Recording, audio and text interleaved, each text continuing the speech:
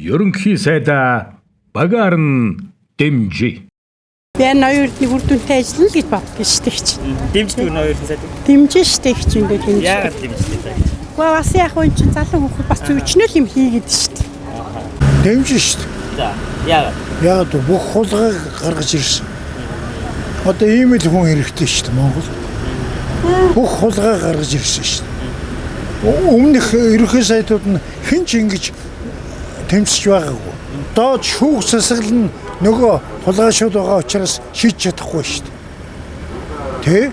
За цааш тэр ноёрын сайдыг улс төрд байх ёстой юм шүү. Ёстой. Энэ юм гүйцэх ёстой.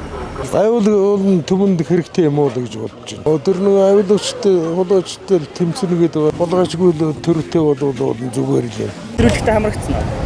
Аль дээр хамрагдсан шүү дээ. Тэр үр дүнтэй ажил болсон гэж бодож байна. Ард түмэнд хэр хэрэгтэй.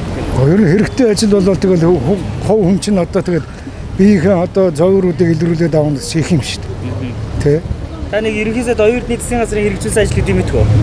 За ер нь бол мэднэ. Оюутны сайдыг дэмждэг үү? Дэмжин. Яагаад? Яагаад гэвэл ах нь одоо хуучин цагийн хүн намайг дөрөхөд Монгол улсад нэг л нам байсан. Тэр намаараа дуусна шүү дээ. За ер нь нэлээд юм илрүүлсэн шүү дээ. Тэгээд тэр шүүх нөдөлж өгдөг юм шиг байлээ. Тэ?